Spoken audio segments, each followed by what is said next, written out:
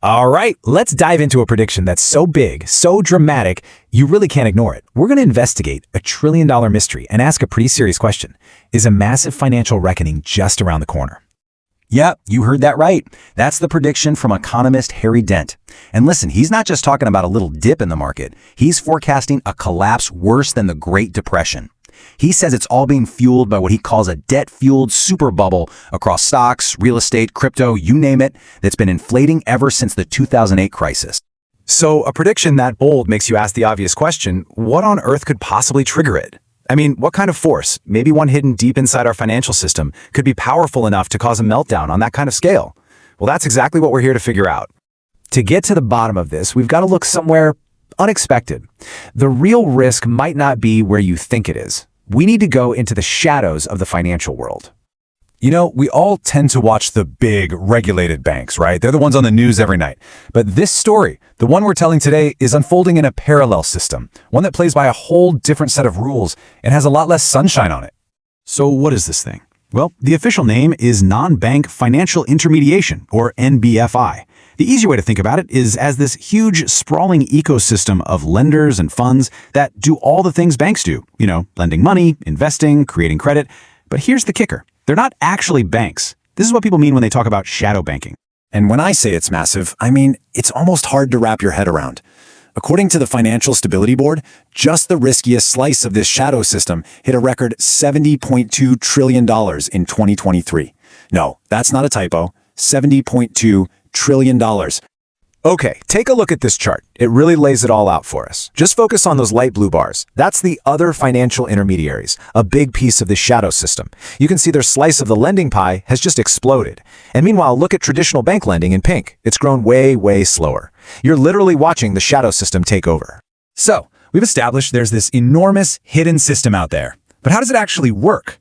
Let's peel back a layer and look at one of its biggest, most important engines. And that engine is called private credit. At its heart, the idea is incredibly simple. It's really just any lending that happens outside of a normal bank. I mean, technically, if I lend you 20 bucks, that's private credit. Of course, we're talking about a slightly bigger scale here. Now, this whole market didn't just pop up out of thin air. It's actually a direct result of the 2008 crisis. After '08, new regulations made it much harder for banks to lend to companies they saw as a bit risky. But hey, those businesses still needed money to grow. So private credit stepped in to fill that gap and, wow, it has since exploded into a $3 trillion industry. Okay, so how does this actually play out? Let's use an analogy. Imagine a car dealership needs a $2 million loan, but every bank they go to says, nope, too risky. So a private lender comes along and gives them the cash. But that's not the end of the story. That lender then turns around and sells that loan and its nice 10-15% interest rate to, say, a pension fund. Remember, for years after 2008, pension funds were desperate for better returns than they could get anywhere else. So in the end, the original lender makes a fast profit, the pension fund gets an asset that pays well, and the risk, well, the risk just got handed off. I mean, on the surface, this sounds pretty smart, right? Money flows to businesses that need it, investors get the returns they're looking for, it seems efficient. So what's the catch? Where's the danger in all this that has people like Harry Dent sounding the alarm? Well, the danger, and this is the really spooky part, is just how much this whole setup feels like something we've all seen before. The way this market is structured has two fundamental weaknesses that might sound very, very familiar. First up, you've got complexity. These aren't just your standard off-the-shelf loans. Each one is custom-made, which makes it almost impossible for anyone on the outside to figure out how risky it really is. And second, you have opacity. See, unlike a bank, a private credit fund doesn't have to raise its hand and declare a loss the second a loan goes bad.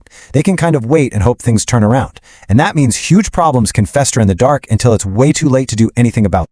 And this slide just lays it out side by side. It's pretty stark. In 2007, the ticking time bomb was subprime mortgages. What were they? Complex and opaque. Where was the risk? Hidden outside the banks.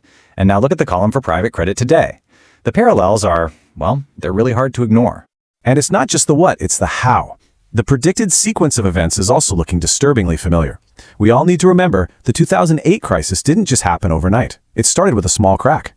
In July 2007, 2 hedge funds tied to subprime mortgages went under. Most people didn't even notice, but it was the first domino. So the prediction goes, what if in, say, September 2025, a couple of companies deep in private credit go bust? The next big test would come in January 2026 when the big banks would have to come clean about their real exposure. All right, so let's connect all the dots here. We've got a really dire prediction, we have a massive hidden financial system, and right at the heart of it, there's a risky engine that looks an awful lot like the one that blew up the global economy last time. And this chart, well, this chart shows the fuel that's being poured on the fire.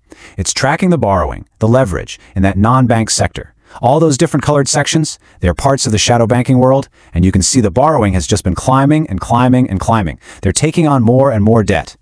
Now, here's the really crucial point. This rising debt isn't just numbers moving around on a screen. It's directly funding the real economy through those super complex and opaque private credit loans we've been talking about. But who exactly is taking on all this debt? The borrowers are the very parts of our economy that traditional banks now consider too risky. We're talking small and medium-sized businesses, speculative companies, high-risk real estate projects. And what that means is, if private credit hits a wall, the damage doesn't just stay in the financial world. It hits Main Street. Businesses could go under, people could lose their jobs, and that creates a really dangerous feedback loop where trouble in the economy creates even more trouble in the financial system. You know, there's this infamous quote from the former CEO of Citigroup. He said it in July of 2007. Think about that timing, right on the edge of the financial crisis. It just perfectly captures that feeling of a system that knows the risks are building, but feels like it has no choice but to keep going. We're still dancing. So there you have it. We've seen the trillion-dollar prediction, the hidden $70 trillion system behind it, and the uncomfortable echoes of the last great crisis. The key takeaway here is that a massive part of our financial world is now operating in the shadows, using incredibly complex and opaque tools to fund the riskiest parts of our economy. All the pieces seem to be on the board, which leaves us with one final unsettling question. How much longer will the music play?